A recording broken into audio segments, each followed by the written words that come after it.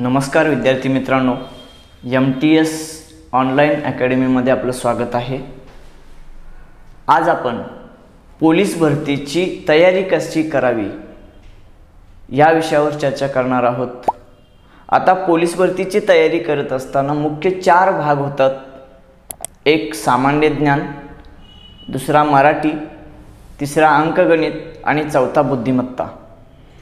आता यापैकी सर्वात महत्त्वाचा, जास्त रेफरन्स वापरावे लागणारा, जास्त अभ्यास करावा लागणारा, जास्त कष्ट करावा लागणारा मुद्दा जो आहे, जो भाग आहे तो म्हणजे सामान्य ज्ञान। आता या सामान्य ज्ञान या विषयामध्ये जर बघितलं तर बरेच विषय समाविष्ट आहेत सामान्य ज्ञान या विभागामध्ये। तसं मराठीमध्ये मराठी आणि त्याचे सर्व टॉपिक, व्याकरण असेल, त्यानंतर बाकीचे शब्द सामग्री असेल, याच्याशी रिलेटेड असतं। मराठी म्हणजे मराठी, त्यामध्ये इतर विषय येत नाही। अंकगणितामध्ये अंकगणिताशी रिलेटेड सगळं असतं, बुद्धिमत्ता चाचणीमध्ये बुद्धिमत्तेशी असतं। मात्र सामान्य ज्ञान हा असा विभाग आहे की त्यामध्ये बाकीचं इतर सर्व समाविष्ट होतं। सामान्य ज्ञान आणि सामान्य विज्ञान याच्यामध्ये फरक आहे, लक्षात ठेवा। सामान्य ज्ञान याच्यामध्ये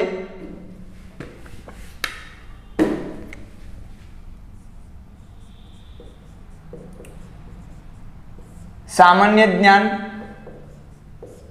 या विभागावरती सर्वसाधारण 25 प्रश्न येतात एकूण, म्हणजे 100 पैकी 25 प्रश्न या विभागामध्ये असतात।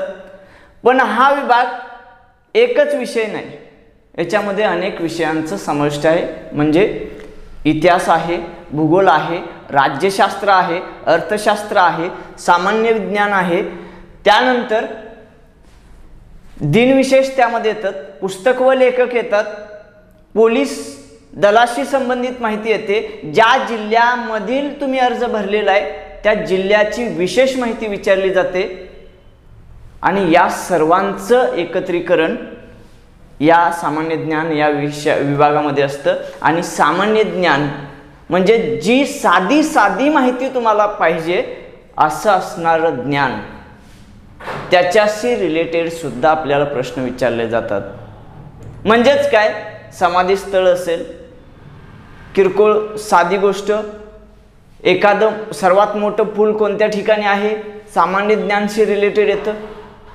म्हणजे साधी माहिती आपल्याला माहीत पाहिजे असं असणारं सामान्य ज्ञान सुद्धा त्यामध्ये असतं। म्हणजे हे सगळे पार्ट, ह्या सगळ्या विषयांचा अभ्यास केल्यानंतर आपल्याला 25 गुण मिळणार आहेत आणि सर्वात कमी गुण मिळवून देणारा हा पार्ट आहे, सर्वात जास्त कष्ट करायला लावणारा पार्ट आहे। मग आता आपल्याला योग्य दिशेनं योग्य पुस्तक वाचून जास्तीत जास्त लक्षात ठेवून हे 25 गुण मिळवणं महत्त्वाचं आहे, कारण आपलं मेरिट हळूहळू वाढतच आहे। मग त्यासाठी असणारा सर्वात महत्त्वाचा विषय सर्वप्रथम घेतो की जो चालू घडामोडी आहे। या चालू घडामोडीमध्ये कशा प्रकारचे प्रश्न विचारले जातात ते बघण्यापूर्वी आजपर्यंत म्हणजे सन 2017 आणि 2018 या वर्षामध्ये महाराष्ट्रामध्ये जी पोलीस भरती झाली, ज्या जिल्ह्यांची असेल, SRPFची असेल, जे काय ग्रामीण शहरी असेल, त्या सर्व जिल्ह्यांच्या प्रश्नपत्रिकांचा आढावा घेतला तर चालू घडामोडीवरती एकूण 280 प्रश्न आलेले आहेत। बघा, 280 प्रश्न, सर्वसाधारण 50 प्रश्नपत्रिका एका वर्षी सरासरी आपण गृहीत धरू, ते 50 ते 55 पर्यंत येतात। पण गृहीत धरू 50, 50 दुनी 100 विचार केला तर किती प्रश्नांचे आहे रिलेटेड? सरासरी 3 प्रश्न एका प्रश्नपत्रिकेत आल्याचं निदर्शनास येते। पण हे सरासरी झालं, काही ठिकाणी कमी जास्त होतं आणि 7-8 पर्यंत चालू घडामोडीचे प्रश्न म्हणजे 25 पैकी हे जे महत्त्वाचं आहे, यापैकी एका प्रश्नपत्रिकेत 4, 5, काही ठिकाणी 7, 8 पर्यंत चालू घडामोडीचे प्रश्न जातात, काही ठिकाणी 2, 3 वरती येतं. म्हणजे हा महत्त्वाचा विषय आहे की चालू घडामोडी काय आहेत, म्हणजे काय प्रश्न त्या 280 मध्ये येणार आहेत हे आपण पहिल्यांदा बघू. नुकतेच निवडणूक आयुक्तांचे मुख्य निवडणूक आयुक्त बदलले असतील, मग मुख्य निवडणूक आयुक्त सध्या भारताचे कोण आहेत, महाराष्ट्राचे मुख्य निवडणूक आयुक्त कोण आहेत, त्याच्यावरती प्रश्न येतो.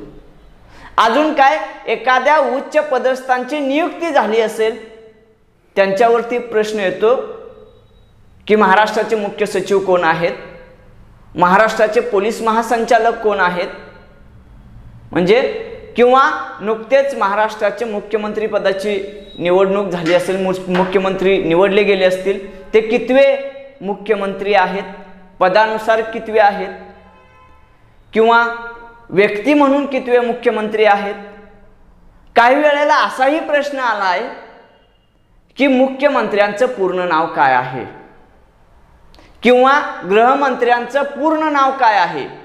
आपल्याला फक्त नाव आणि आडनाव एवढंच माहिती असतं आणि पूर्ण नावाचा घोटाळा उठतो की ज्यामुळं आपण चुकतो. म्हणजे आपल्याला गृहमंत्र्यांचं पूर्ण नाव माहीत पाहिजे, गृह राज्यमंत्र्यांचं पूर्ण नाव माहीत पाहिजे, किंवा ते कोणत्या मतदारसंघामधून निवडून आलेले आमदार आहेत हे माहीत पाहिजे. म्हणजे त्याच्याशी रिलेटेड आपल्याला चालू घडामोडी, हे उच्च पदस्थांची नियुक्ती झाली. अजून काय, नवनवीन पुरस्कार दिले जातात, नोबेल पारितोषिक दिलेलं असतं, ऑस्कर जाहीर झालेला असतो, इथं ज्ञानपीठ पुरस्कार दिलेला असतो, पद्म पुरस्कार जाहीर झालेले असतात. या पुरस्कारांच्या वरती हमखास प्रश्न असतो. अजून चालू घडामोडींमध्ये काय, एखादा नावाजलेला व्यक्ती, कर्तबगार व्यक्तीचं निधन झालेलं असतं आणि त्यांनी लिहिलेलं एखाद्या पुस्तकाचं नाव दिलेलं असतं, हे पुस्तक कोणी लिहिलंय, त्यांचं निधन कोणत्या वर्षी झालं, वयाच्या कितव्या वर्षी झालं, कोणत्या हॉस्पिटलमध्ये निधन झालं, याच्याशी रिलेटेड प्रश्न येतात. म्हणजे निधन झालेल्या व्यक्तीशी रिलेटेड प्रश्न येतो, किंवा एखाद्या व्यक्तीला नवीन पुरस्कार मिळालेला असतो आणि पुरस्कार मिळालेल्या व्यक्तीला कोणता पुरस्कार मिळाला असाही प्रश्न असतो, किंवा त्यांनी कोणतं काम केलं. नवीन धरणं बांधलेले असतात, नवीन पूल बांधलेले असतात, तो पूल कोणत्या 2 मार्गांना जोडतो, किंवा कोणत्या 2 ठिकाणांना जोडतो. त्यानंतर मेट्रो, बुलेट ट्रेन प्रकल्प आहे, त्याच्यावरती प्रश्न येऊ शकतो. म्हणजे जे चालू घडामोडी, लेटेस्ट घटना घडत आहेत त्याच्याशी रिलेटेड आपण तयार असायला पाहिजे. उच्च पदस्थ झाले, पुरस्कार झाली, निधन झाले, त्यानंतर एखादा प्रकल्प नवीन तयार केलेला असतो, त्या प्रकल्पाला मंजुरी दिलेली असते, त्याच्याशी रिलेटेड मंत्रिमंडळामध्ये किती कॅबिनेट मंत्र्यांचा समावेश आहे, किती राज्यमंत्र्यांचा समावेश आहे, याही गोष्टी आपल्याला माहीत पाहिजेत. म्हणजे चालू घडामोडी ह्या सर्वसाधारणपणे राज्य लेवलच्या, राष्ट्रीय लेवलच्या आणि आंतरराष्ट्रीय लेवलच्या ज्या घटना घडत आहेत त्या घटना आपल्याला माहीत पाहिजेत या चालू घडामोडीच्या अनुषंगानं. म्हणजे आपण या प्रश्नांची उत्तरे किमान 5 प्रश्न गृहीत धरू की 5 प्रश्न तरी आपल्याला चालू घडामोडीचे आहेत असं गृहीत धरू. म्हणजे 2, 3 ते 8 पर्यंत प्रश्न येतात. म्हणजे आपण मध्येच 5 वरती, म्हणजे चालू घडामोडी जर चांगलं केलं तर 25 पैकी 5 प्रश्नांची उत्तर आपल्याला परफेक्ट देता येतात. आता ह्या चालू घडामोडी कुठंपर्यंतच्या करायच्या हा मुद्दा येतो. किमान 6 महिन्याच्या, गेल्या 6 महिन्याच्या व्हायला पाहिजेत. म्हणजे जानेवारीपासूनच्या चालू घडामोडी आपल्या तयार असायला पाहिजेत. जानेवारी 2020 पासून पाठीमागच्या 6 महिन्यांचा विचार केला तर, पुढे लांबत गेलं तर पुढचं करंट केलं तर काय बिघडत नाही, जास्त अभ्यास झाला तर काय बिघडत नाही, उलट चांगलंच आहे. एखादा प्रश्न अतिशय पाठीमागचा आला तर तोही आपला बरोबर येऊ शकतो. मग या चालू घडामोडींचा अभ्यास करण्यासाठी पुस्तक काय वापरायला पाहिजे.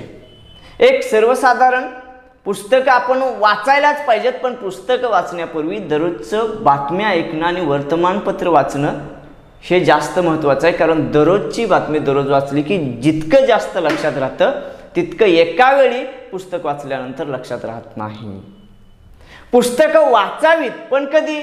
वर्तमानपत्र दररोज वाचा आणि रिव्हिजनसाठी नवीन पुस्तक घ्या, वाचा. तुमचे परफेक्ट रिव्हिजन होईल, कारण पाठीमागं तुम्ही वाचलेलं असेल आणि योग्य स्वरूपात पुस्तकामध्ये मांडणी केलेली असेल, तुमचं उत्तर नक्की बरोबर येईल. मग त्यासाठी मी रेफर करतोय कोणतं पुस्तक? टॉपर 777.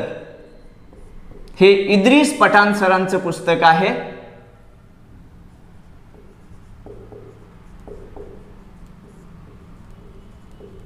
चालू घडामोडीचं पुस्तक आहे.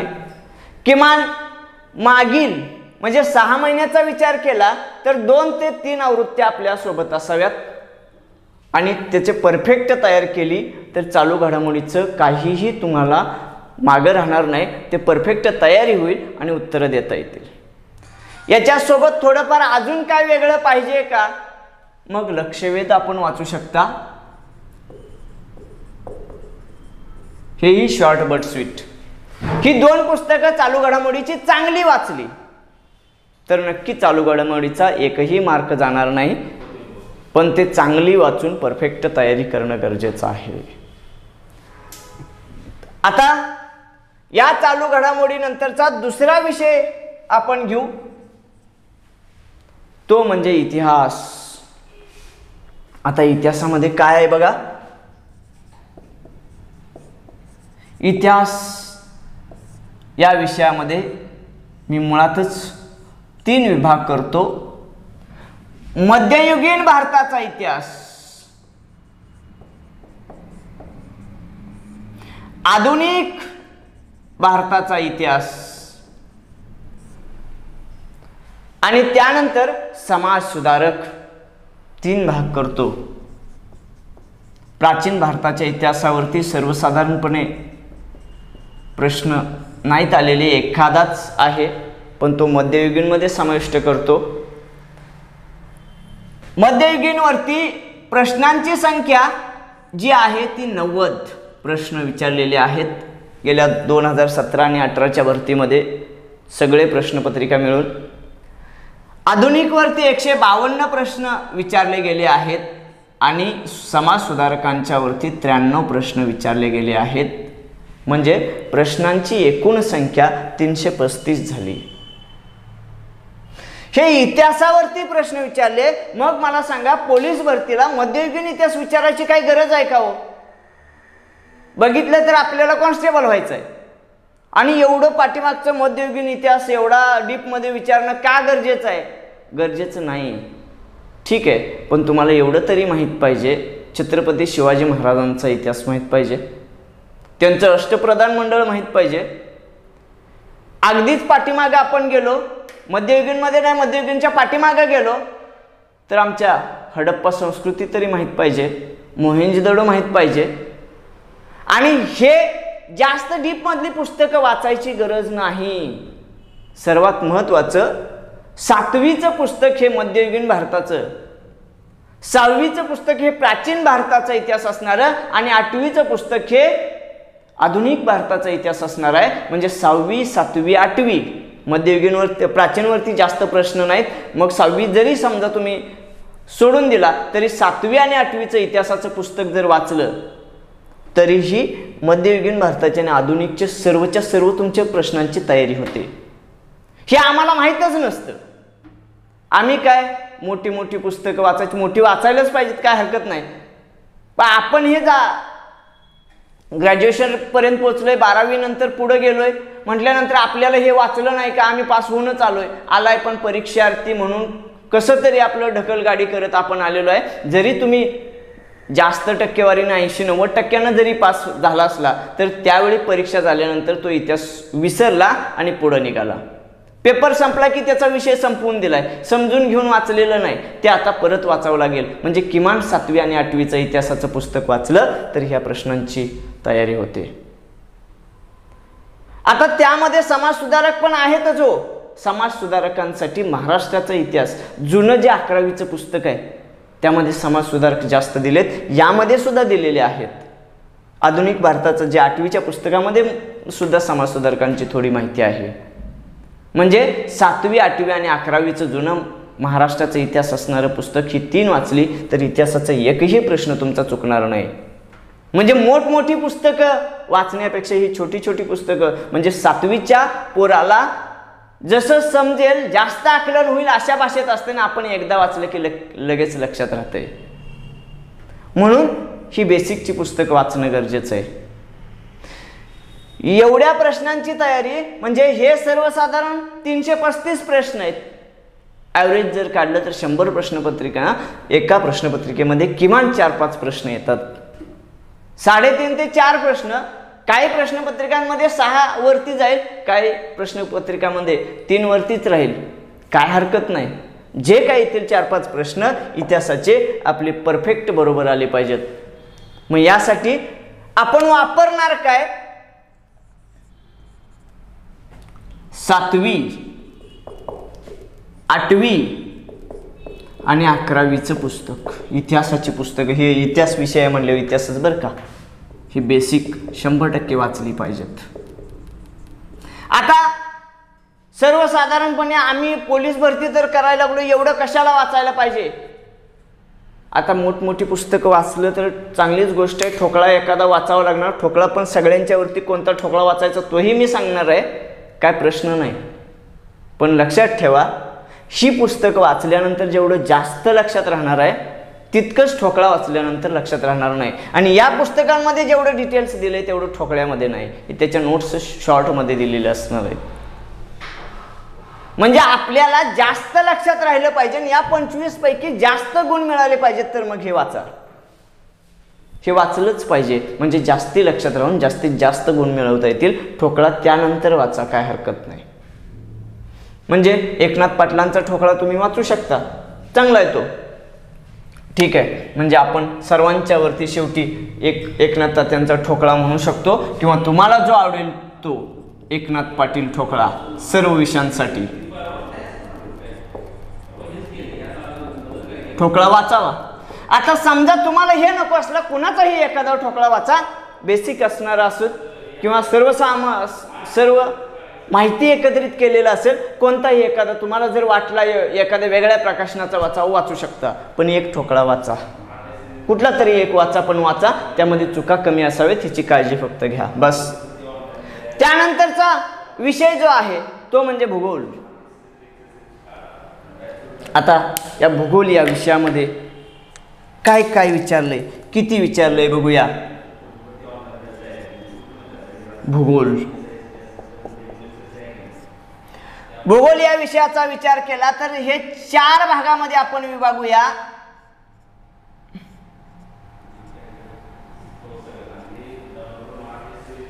महाराष्ट्राचा भूगोल, भारताचा भूगोल, जग आणि खगोलचा भूगोल आणि कृषी भूगोल.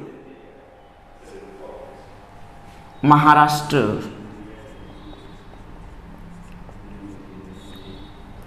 भारत, जग व खगोल आणि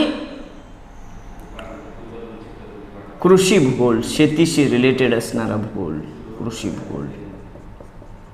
महाराष्ट्राच्या भूगोलावरती जे प्रश्नांची संख्या बघितली तर 205 प्रश्न आलेले आहेत 2017 आणि 18च्या सर्व प्रश्नपत्रिकांचे एकत्रीकरण केलं तर. भारताचा विचार केला तर भारताच्या भूगोलावरती 105 प्रश्न आलेले आहेत. जग आणि खगोलावरती विचार केला तर 57 प्रश्न आलेले आहेत आणि कृषी भूगोलाचा विचार केला तर 50 प्रश्न आलेले आहेत. आणि ही असणारी सर्वांची बेरीज केली तर 417 प्रश्न, म्हणजे ॲव्हरेज सर्वात जास्त प्रश्न संख्या कुठं असेल तर भूगोलावरती. चालू घडामोडीनंतर, चालू घडामोडी आहे 280 दिसतंय, पण त्यामध्ये दिनविशेष वगैरे हे इतर अजून पार्ट वेगळा केलेला आहे.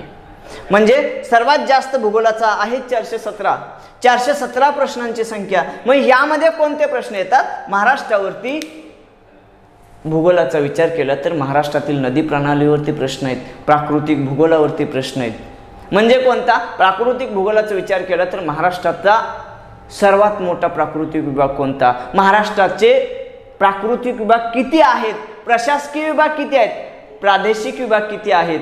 प्रशासकीय विभाग सर्वात मोठा कोणता? प्रादेशिक विभाग सर्वात मोठा कोणता? याच्यावरती प्रश्न आलेले आहेत. महाराष्ट्रातील सर्वात मोठी नदी कोणती? सर्वात लांब नदी कोणती?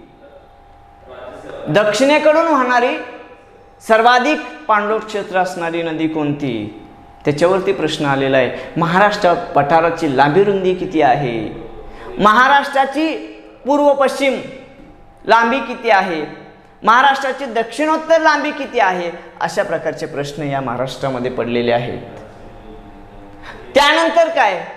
महाराष्ट्राचं पावसाचं प्रमाण महाराष्ट्रामध्ये किती आहे? सर्वाधिक पाऊस पडणारं ठिकाण महाराष्ट्रातील कोणत्या जिल्ह्यात आहे किंवा कोणतं आहे? त्याच्यावरती प्रश्न आलेले आहेत.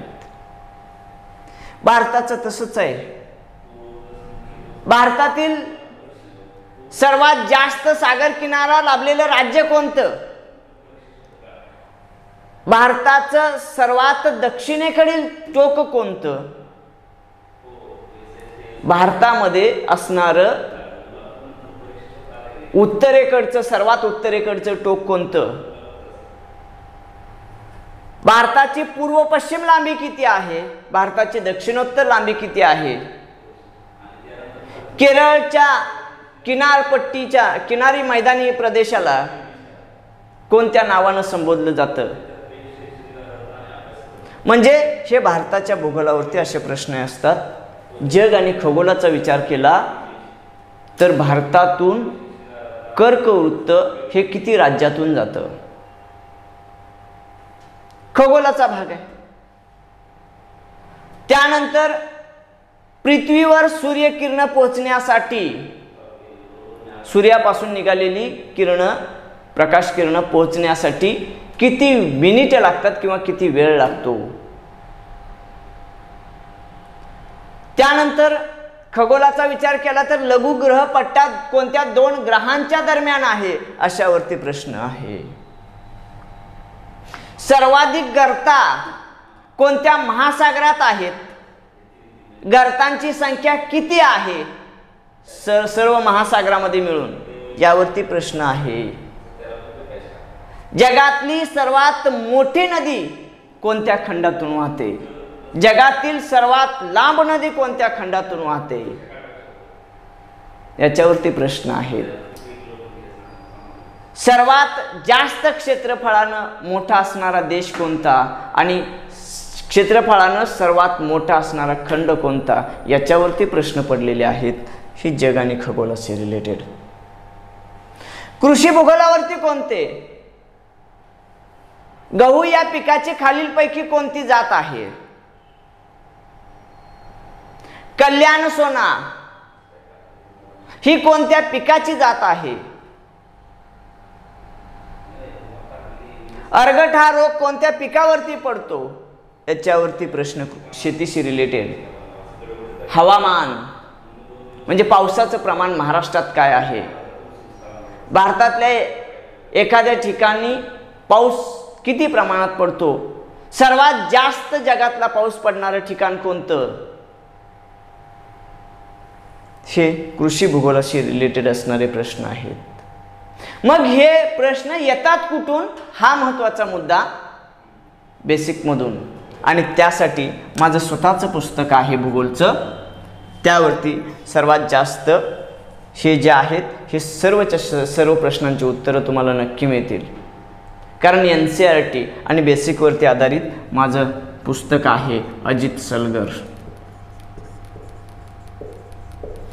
अजून भूगोलाचं काय वाचावं? यापेक्षा वेगळं काय वाचावं? तर ठोकळा बाद झाला. हा एकनाथ तात्यांच्या ठोकळ्यामध्ये भूगोलाचं चांगलं दिलेलं आहे. ही आणि ही दोन बाद झाली. प्रसिद्ध ठिकाणं वगैरे त्यामध्ये कव्हर होऊन जातील. अजून काय? नकाशा वाचन चांगलं करा. शालेय नकाशा घ्या नवनीतचा. त्यामध्ये कोणतं राज्य कुठं आहे, कोणता जिल्हा कुठं आहे, त्यामध्ये फळं कोणती आहेत, पिकं कोणती आहेत, डोंगर रांगा कुठं कशा आहेत, हे चांगलं व्यवस्थित बघा. लक्षात राहील तुमच्या. आणि हे जर व्यवस्थितपणे तुम्ही बघितलं ना तुम्ही कधीच चुकणार नाही. हे महत्वाचं आहे. आता हे नकाशा वाचन करायचं कसं? काही जणांना नकाशा वाचन करा, नकाशा वाचन करा, सगळेजण सांगतात. करायचं कसं? काय नाही, ज्यावेळी तुम्हाला कंटाळा वाटतो त्यावेळी नकाशा वही तयार घ्या. तयार आहेत ते घ्यायचं. ते महाराष्ट्राचा नकाशा काढलाय ना, राजकीय नकाशा पहिला बघायचा, त्यामध्ये कोणते जिल्हे कुठं आहेत, कसे आहेत, महाराष्ट्राच्या आजूबाजूला कोणकोणती राज्य आहेत, कोणता समुद्र किनारा लाभलेला आहे, कोणत्या डोंगर रांगा आहेत, हे सगळं व्यवस्थित बघायचं. आणि बघून झाल्यानंतर कोराच महाराष्ट्राचा नकाशा घ्यायचा आणि न बघता तो भरायचा जेवढं येतं तेवढं. परत वाटलं नाही मला आता याच्या पुढे येणं झालंय, परत आहे तो नकाशा उघडून बघा, त्याची उत्तरं मिळतील. म्हणजे परत जे चुकलं असेल ते दुरुस्त करा. परत 1 2 3 4 वेळा कोरा नकाशा भरा. तुमचे मार्क्स हे जे आहेत 6-7 मार्क्स हे भूगोलावरती जे येतात ते परफेक्ट 1 आणि 1 मार्क तुम्हाला मिळेल. कारण हे 25 प्रश्न मिळवायसाठी भरपूर तयारी करावी लागणार आहे. म्हणजे 25च्या 25 प्रश्न बरोबर येण्यासाठी तुम्हाला भरपूर अभ्यास करावा लागणार. आणि भूगोलाची गुण सर्वच्या सर्व मिळवायचे असतील तर नकाशा वाचन हे कंपल्सरी केलंच पाहिजे, तरच तुम्हाला मार्क्स मिळणार आहेत. कारण काय, तुम्हाला प्रश्न तुम्ही पाठ केलेला असतो, शंभू महादेव डोंगर रांगेच्या दक्षिणेला कृष्णा नदी आहे. समजा वाक्य पुस्तकामध्ये असं मी दिलंय किंवा जे पुस्तक वाचलंय त्यात वाचलं की शंभू महादेव डोंगर रांगेच्या दक्षिणेला कृष्णा नदी वाहते.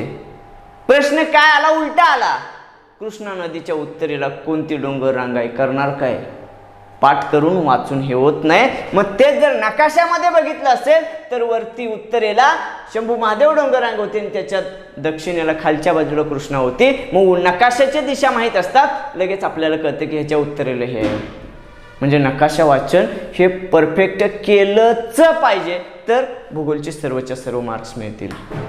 त्यासाठी मी तुम्हाला आत्ता सांगितलं नेमकं काय करावं लागणार आहे. जो नकाशा वाचनाचा जो आपला भाग आहे तो आता मी सांगितलंच, पण पूर्णपणे आपल्या ऑनलाईन बॅचमध्ये नकाशा वाचन व्यवस्थितपणे मी स्वतः करून घेणार आहे. लवकरच म्हणजे पुढच्याच आठवड्यात आपली ऑनलाईन बॅच सुरू होत आहे. त्या बॅचमध्ये नकाशा वाचन असेल, भूगोल असेल. मी स्वतः भूगोलचं पुस्तक लिहिलंय, ते भूगोलचा अभ्यास कसा करायचा, कसं लक्षात ठेवायचं, त्याच्या ट्रिक्स काय असतात, हे सगळं तुम्हाला मी शिकवणार आहे. त्याचबरोबर मध्ययुगीन, आधुनिक, समाज सुधारक हे जे इतिहासाचा पार्ट जो आहे ते इतिहासाचे आपले प्राध्यापक पूर्णपणे व्यवस्थित करून घेतील.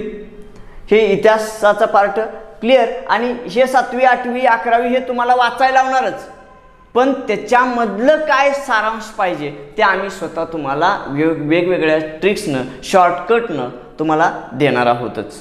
त्याचबरोबर चालू घडामोडीचंही आम्ही तसंच करणार आहे. चालू घडामोडीचंही तुमच्याकडून करवून घेणार. प्लस आम्ही स्वतः तुम्ही राबल्यानंतर त्याचा सारांश आणि चांगल्या स्वरूपात जास्तीत जास्त परीक्षेला जे प्रश्न येणार आहेत त्या प्रश्नांशी रिलेटेड माहिती तुम्हाला कशी लक्षात ठेवता येईल त्यानुसार आम्ही संचय करून आम्ही त्याचा सारांश काढून तुम्हाला नक्की देणार आहे. हे लक्षात ठेवा. तर मित्रांनो, आपण आता पुढचा विषय बघू, राज्यशास्त्र.